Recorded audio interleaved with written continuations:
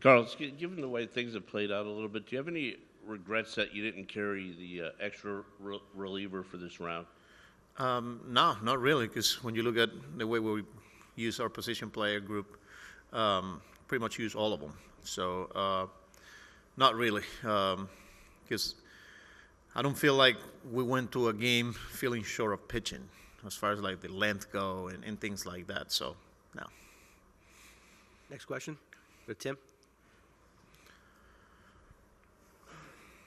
With Manaea having hit a wall at the end of his last outing, how do you weigh that going into tomorrow when I think you'll also need some length from him? Yeah, look, he'll be ready to go. Everybody around this time of the year feels like he hit a wall. You know, it's not only Sean, but pretty much all of those guys that are competing on the field. So we'll watch him closely, and we'll be ready to adjust if we need to. But pretty comfortable giving him the ball tomorrow, and we'll go from there. And was today a mandatory workout? Yes. Why mandatory when I believe the last couple have been optional? Well, I don't know if it's mandatory or, it's just everybody wanted to be here today. So I never call it mandatory. It's more like it's optional. BP's always been optional the whole year, and you see day game, pretty much the whole team is taking BP. I just felt like the guys felt like they needed to show up today, and plus there's a lot of guys in the training room, so. Next question. Abby? What did you see from Francisco Alvarez last night in terms of his at-bats? I know he's been working on not letting his hips spin out. Was it a mechanical change, or did he just get some good pitches? Yeah, I think, one, he was on time. He got pitches early in the count that he was able to put the barrel on the ball. I think using the whole field. When you see him drive the ball the right field going with the pitch, that's a good sign. I think he's just shorter to the ball. He's on time. When he's on time, a lot of things will happen. Good things will happen, and we saw that yesterday. So calm, on time, short to the ball, using the whole field, that's a good combination. How much do you see his confidence after a game like that? His confidence grow? Yeah, I mean, he's a pretty confident player. Even when it's hard for him, that's the one thing he's going to show up with the same attitude. There's a lot of energy. And his ability to lead a pitching staff is off the chart for a guy of that age, So whether he's 0-4 or 1-for-25 or he's 4-for-4, like you know what you're getting out of him, and that's what makes him such a great player and such a great human being.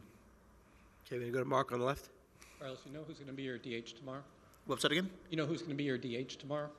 Yeah, Jesse Winker's gonna be the DH, as far as I know. Sorry, Winker? You said? Yes. Okay. As of right now. And I guess it's kind of riding his top bat over JD's body of work. Is that? What was that again? I guess you're trying to ride his top bat over JD's kind of body of work. Is that? Well, I mean, we don't know who we're facing. We know it's a bullpen game, so we still gotta wait and see what we got here. But there's a good chance he'd be in the lineup. On DH or outfield, we'll see how some of the guys are feeling too. So. We go back to Mike in the middle. What did you think of McNeil's at-bats yesterday, and would you consider keeping him in there at second base? I thought the at-bats were really good, especially for a guy that haven't played in a long time, especially the situational hitting. He got running at third base twice, I think it was, and he got the job done, with the sac flies. So even though we're facing a pretty good pitching staff, I thought the at-bats were good, on time. Again, this is a guy that bat-to-ball skills are off the chart. And, yeah, he's definitely in the conversation for the lineup tomorrow. Again, we got to wait and see what we're facing. Next question, Dave, behind. Just back to Winker for a second. What is it about Winker, you think, Carlos, that he's always kind of in the middle of it? I mean, he's an aggressive player, he's aggressive on the base pass. Other teams seem to hate him when he's out there. I mean, is it just he's just kind of a gamer type of player? I mean, how do you put your finger on it? It just seems to be a spark when you have him in the lineup.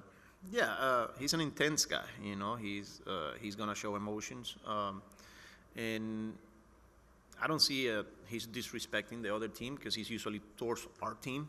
But I could see a guy that, from the other dugout, he's probably not gonna like as much. But he's a great guy, great human being.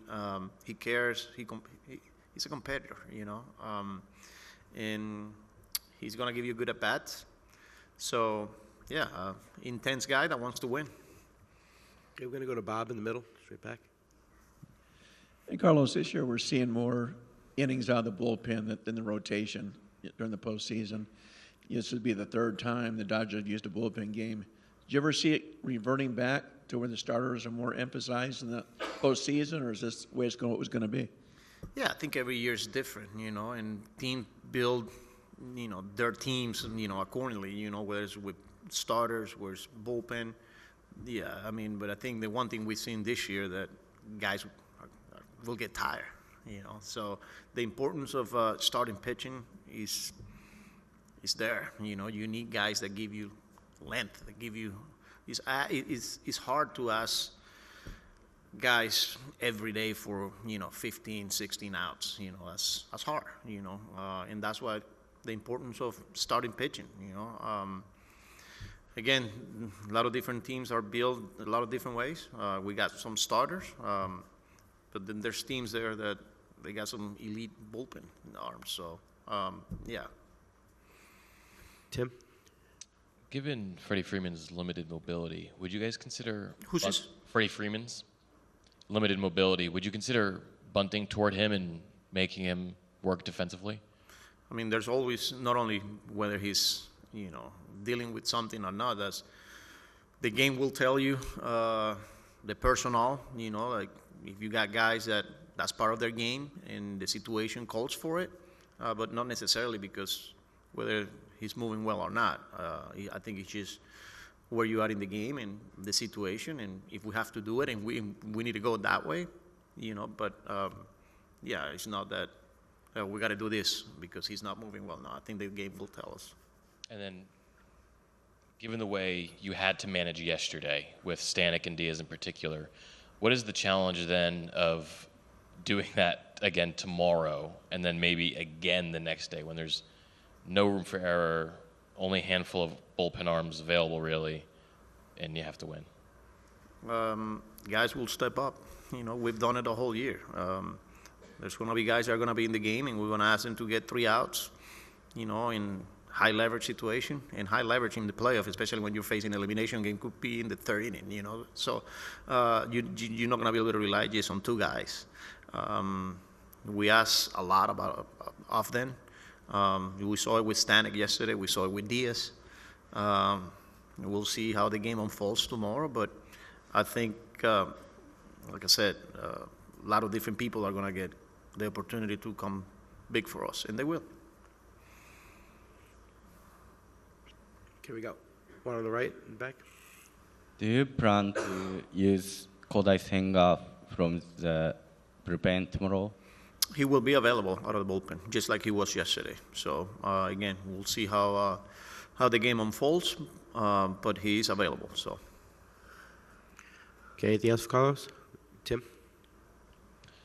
Under what circumstances would you be comfortable using Senga? Any circumstances.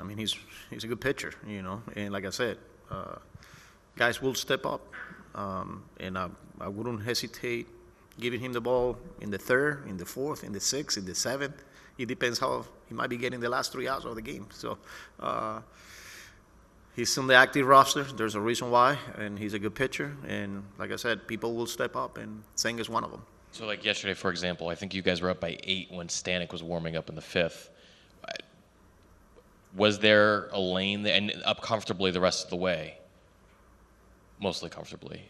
Was there an opening there for Senga, do you think, or? I don't think yesterday was, every game is different depending on what you got, So you throw Senga there in the middle of the innings, and for some reason he doesn't have it, and there you don't have much protection behind him. So I don't think yesterday was the case. So,